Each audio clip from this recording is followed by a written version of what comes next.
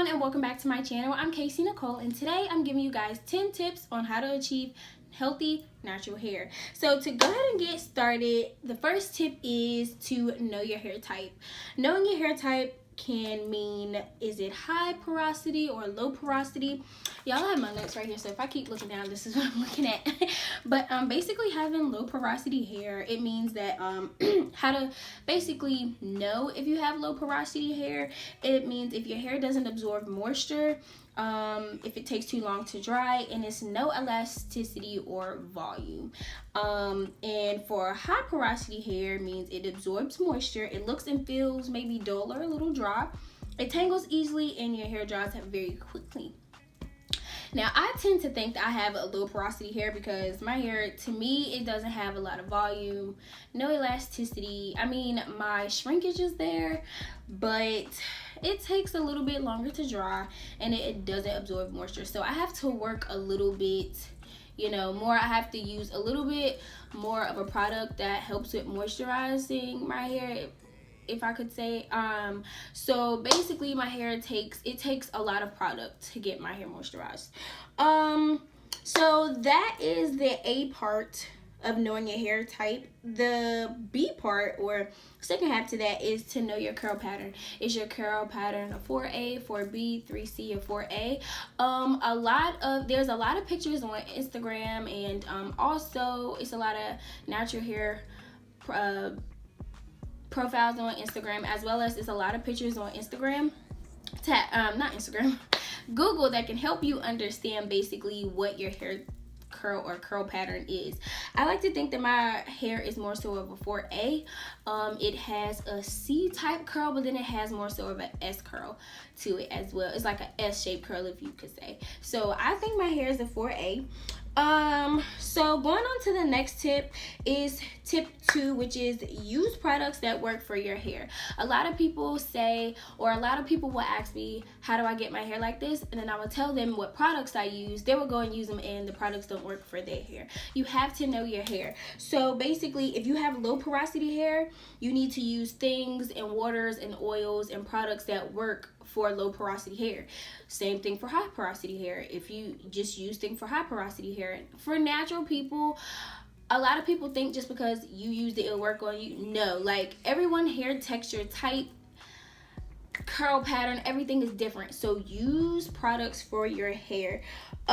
Step 3 is to keep your ends trimmed. Of course, if you want your hair to grow long, full, and healthy, you want to make sure that your ends is trimmed. Making sure if you can trim your ends at home, girl, have at it. But I have to have somebody trim mine because my hair, I tried it one time and my hair was just all types of uneven.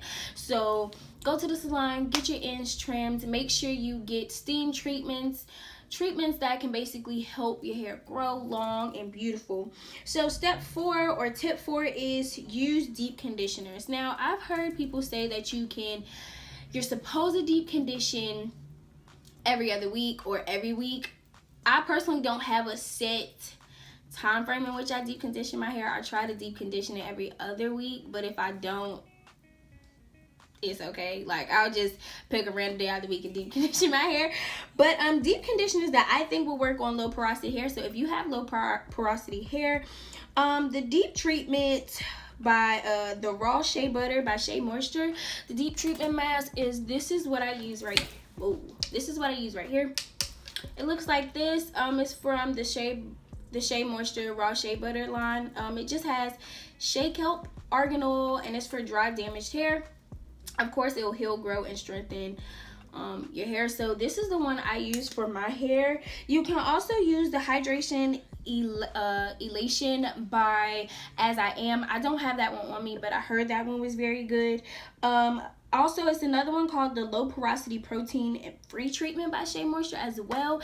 It has basically, it looks like this, but it has blue writing on it. And of course, it says protein free. So you can use that one. And also use hair masks for your hair type. So as you can see, the previous video, I used the Indian Healing Clay. That one kind of worked, but of course, like I gotta get my hair used to it. So I didn't see the definition that I thought I was gonna see, but I mean, I heard it works. You guys, I mean, it won't hurt to give it a try. Step 5 is to do not over manipulate your hair. Do not over manipulate your hair. And that means basically if you do a twist out on Monday, you should not be doing another twist out on Wednesday. You should not be doing another twist out or wash and go on Thursday. Like, you have to let your hair breathe or just leave it alone, because the more you tangle it, detangle it and brush it and slick it down and twist it, wash and go, braid outs, it's just constantly pulling and tugging and going each which way, and it's just like my hair is saying leave me alone. And that's when your hair starts to fall out, thin out. It starts breaking. When you comb it, you can hear it pop. So if you can do a wash and go or a twist out, let it last maybe about 3 or 4 days. If you can last a week, kudos to you. Like, at least try to give it your hair a week, or maybe like about 3 or 4 days before you do something else to it, because you don't want to over manipulate your hair, because that can cause thinning, shedding, popping, things you don't want to happen to your hair. So yes, do not over manipulate your hair. Number 6 is try protective styles. Basically like braid out, twist out, crochet braids, faux locks, stuff like that. Basically giving your hair a break from all the pulling and tugging that you're doing. So maybe every other month, or maybe however you want to do it. If you feel like, okay, I'm tired of doing my hair, it's probably time for you to get a protective style. Like, I'm probably about to go get braids in the next couple of weeks. So like, just if you feel like, okay, I feel like I'm doing too much to my hair, then you probably need to get a protective style, and probably keep that protective style for a little bit over a month, probably like a month and a half, just to give your hair time to breathe and just leave it alone. Okay, step 7 or tip 7 is silk bonnets or silk bonnets or satin bonnets. So this is my satin bonnet, scarf that I sleep with, where my edges. So I do not leave my edges out at night, because your edges can, especially if you have, I don't have a silk, y'all, I need to get a silk pillowcase. But if you do not have a silk pillowcase and you sleep without a bonnet and you have a cotton pillowcase, your edges can tend to break off. Like, your hair can tend to thin out. It's because your hair is constantly rubbing against that cotton, and it's not okay. So if you want to protect your edges or whatever hairstyle you have, either try to get a silk or satin scarf. And I have my little cute cheetah print bonnet. I got these from my local beauty supply store. I mean, you can find a bonnet and a silk scarf from the beauty supply store or even at Walmart. They have them literally everywhere, so you shouldn't have to struggle to find these. So try to keep your hair protected at night, because of course, even if for silk, anything, you don't want your hair to keep rubbing, and then you have to get up, and then you have to do all this extra crazy stuff to it, and then you're doing that every day, over manipulating your hair. Don't do that. All right, so tip 8 is no heat. Guys, no heat. If you can try to avoid heat, because heat leads to heat damage. Heat damage leads to trimming your hair or cutting it off, and then that leads to starting all over back from square one. So you do not want to use too much heat, because of course that can tend to thin out your hair. It can tend to, of course, damage it, and then you'll have to cut it and stuff like that. Too much heat for your hair is not a good thing. So if you feel like, okay, you want to sew in, try to go with a closure rather than leave out that you're going to have to flat iron every other day. That's the only thing I can think of where you would leave your hair out. But even if you're any hairstyle you're using, try to have everything braided up. Just try to not leave anything out. You don't want to use heat, because then your hair can break off. Number 9 is oils for growth and also your hair type.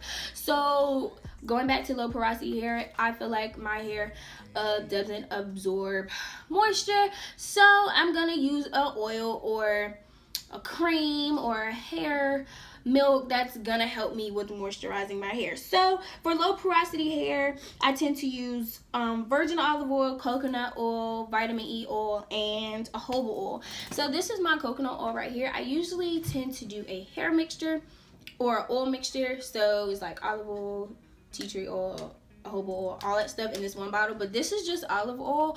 But then you can also get the olive oil from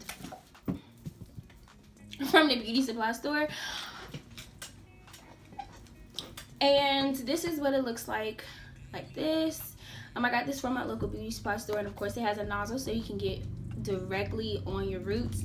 I picked up some regular vitamin E oil with keratin in it, but this is for skin. But sometimes I kind of put it in my hair. It didn't hurt my hair, so I kind of use this. Or you can get the vitamin E oil that looks literally like this.